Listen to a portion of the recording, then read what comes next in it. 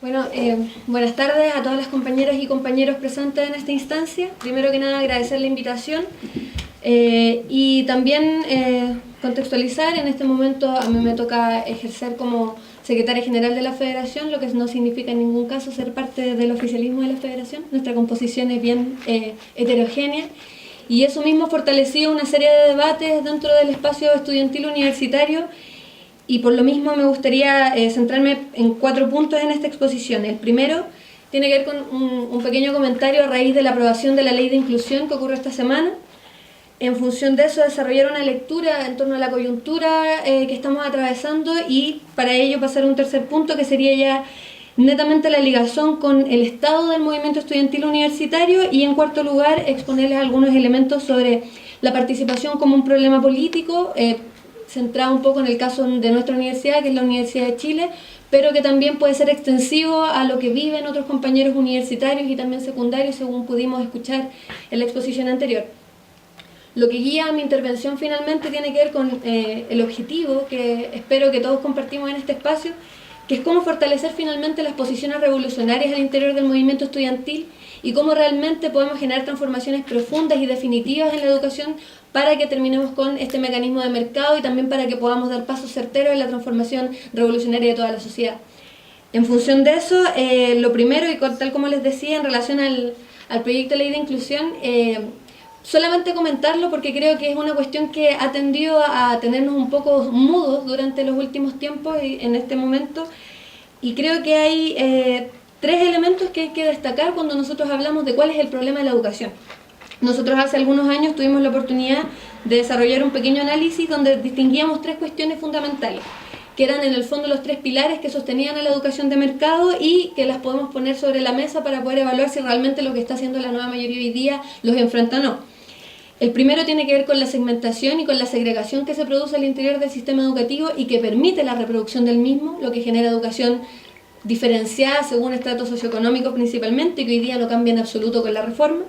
Lo segundo tiene que ver con la acumulación de capitales vía negocio educativo y que genera una serie de aberraciones y en el fondo, finalmente como no solamente exceso, sino que una lógica que implica que prima el mercado y el negocio por sobre el objetivo de educar a la población, donde hoy día en realidad no cambia fundamentalmente, lo único que ocurre es que el Estado entra y toma una posición y paga donde antes pagaba la familia, por ejemplo en el caso del cambio con el copago, pero eso no significa que el negocio esté desapareciendo, al contrario, hoy día el mercado, el Estado se integra como un actor más al mercado educativo, que es algo que también va a pasar en la educación superior con los CFT estatales.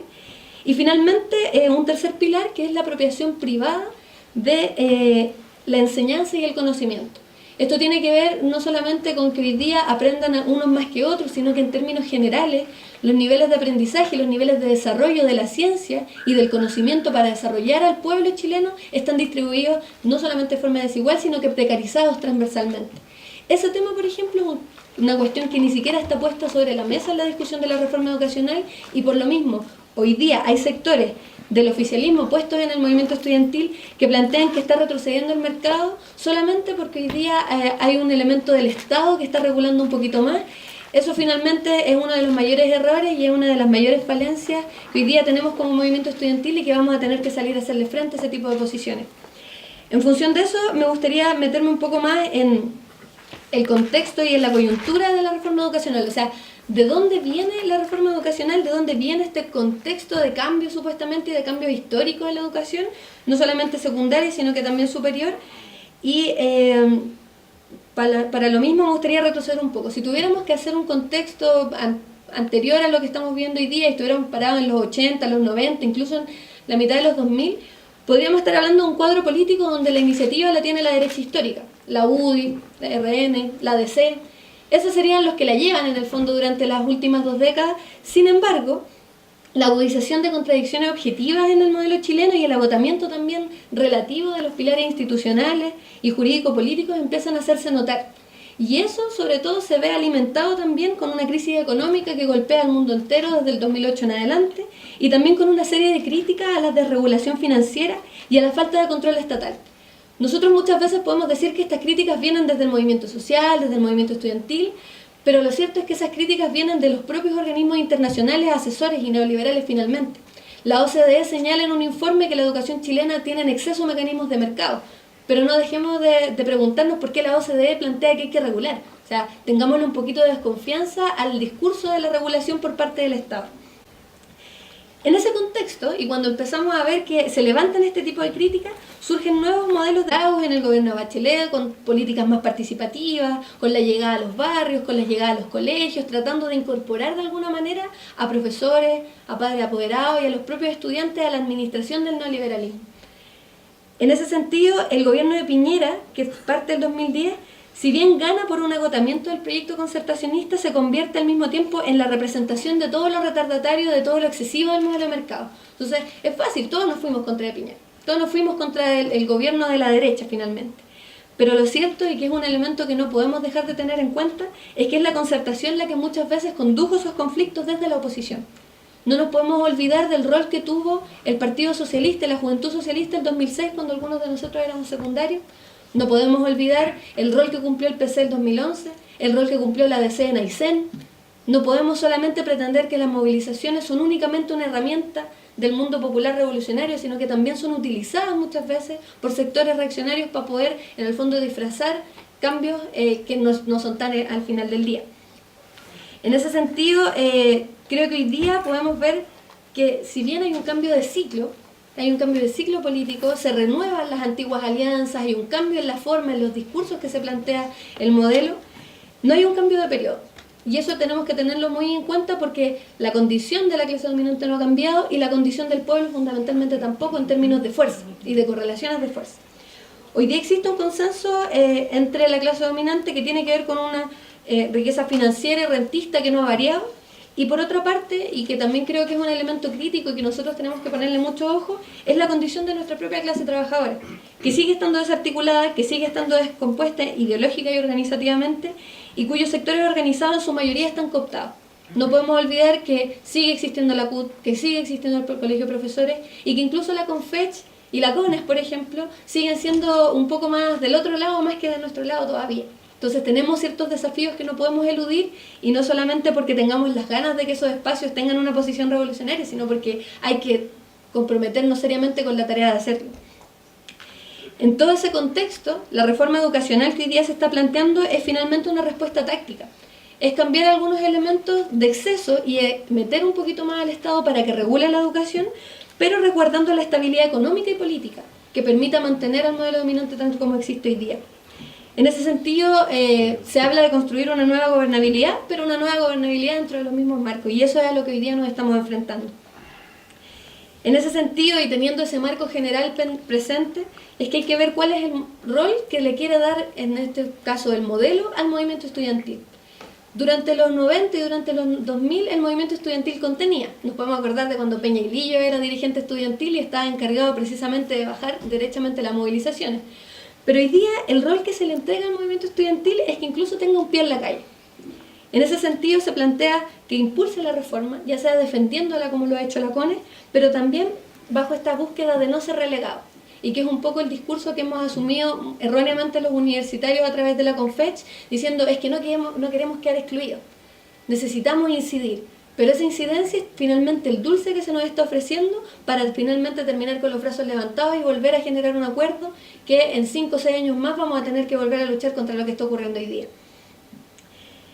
Ahora, ¿qué tiene que ver todo esto y todo este contexto con el estado actual del movimiento estudiantil secundario?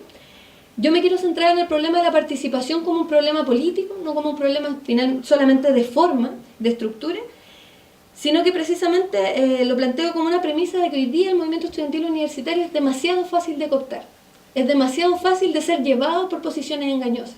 Somos demasiado sencillos todavía, somos demasiado pocos.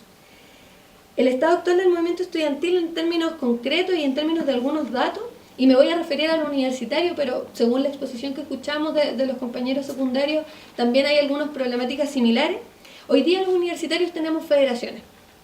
Tenemos una confederación incluso a nivel nacional, pero tenemos una CONFECH que es una organización todavía muy desorganizada, por ponerlo en términos más explícitos. O sea, existen bajos niveles de discusión, bajos niveles de producción de contenido, los zonales, por ejemplo, del CONFECH no existen regularmente, Y muchas veces la CONFECH se ha reducido a los dos voceros de la región metropolitana, que más encima hoy día uno de esos voceros es de derecha y la otra vocera en realidad no tiene una posición realmente crítica con lo que está haciendo el gobierno.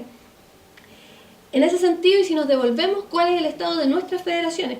Hoy día efectivamente tenemos institucionalidad, tenemos federaciones que están legitimadas por la misma universidad, que no en todos los casos, pero igual en algunos casos son perseguidas, pero también tenemos bajos niveles de participación y dificultades para mantener la constancia.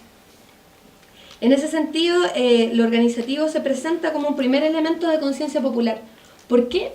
Porque hoy día en el fondo no podemos pretender que existan posiciones revolucionarias hegemónicas en el movimiento estudiantil sin necesitar a todos y cada uno de los compañeros con los que hoy día estudiamos. Hoy día no estamos en el estado a lo mejor de los años 50, 60, donde la educación superior era únicamente para los hijos de los sectores más acomodados. Hoy día nuestras universidades día a día y nuestros centros de formación técnica, institutos profesionales y todos los colegios se llenan de hijos e hijas de trabajadores.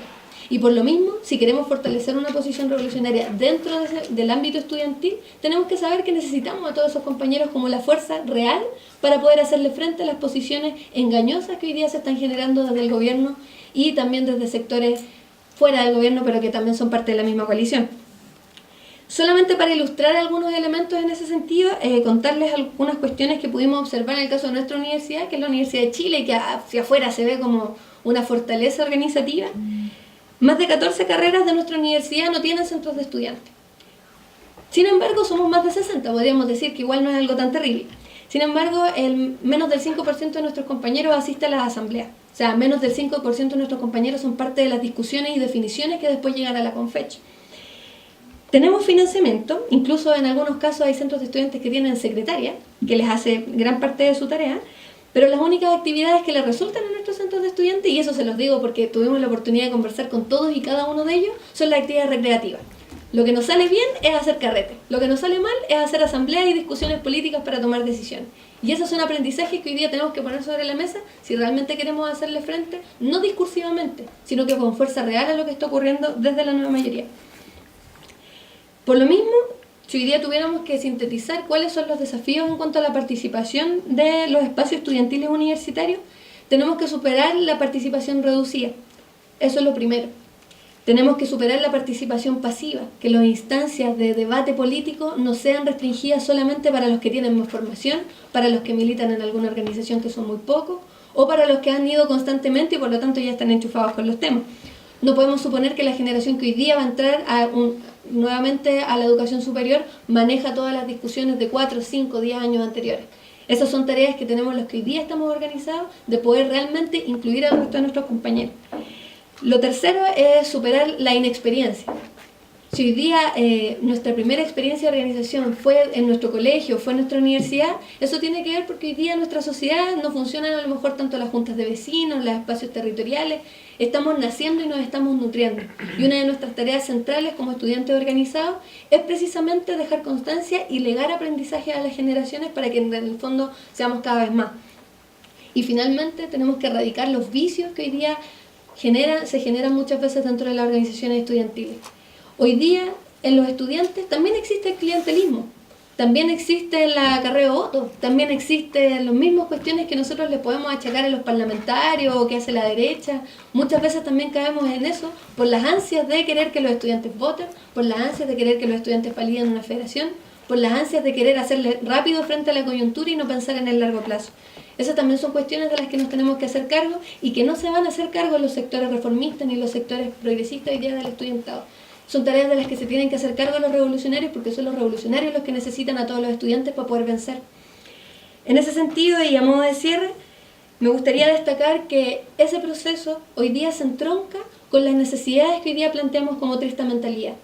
Cuando hoy día hablamos de la relación entre los trabajadores, funcionarios, profesores con los estudiantes, no hablamos simplemente de una cuestión donde el estudiante siente caridad por el trabajador, donde el estudiante siente caridad por el funcionario. Hablamos de un modelo que se comparte y que tiene efectos comunes. Y en ese sentido, hoy día, como universitarios, no podemos permitir que la supuesta casa del saber, que es la universidad, mantenga en condiciones precarias a los trabajadores y trabajadoras. pero al mismo tiempo tampoco podemos dejar que la Casa del Saber finalmente se transforme en una suerte de máquina productora de profesionales que no tienen el suficiente manejo del modelo como para poder transformarlo, y somos simplemente mano de obra barata que salimos a reproducir lo que ya encontramos, que es una sociedad que tenemos que transformar.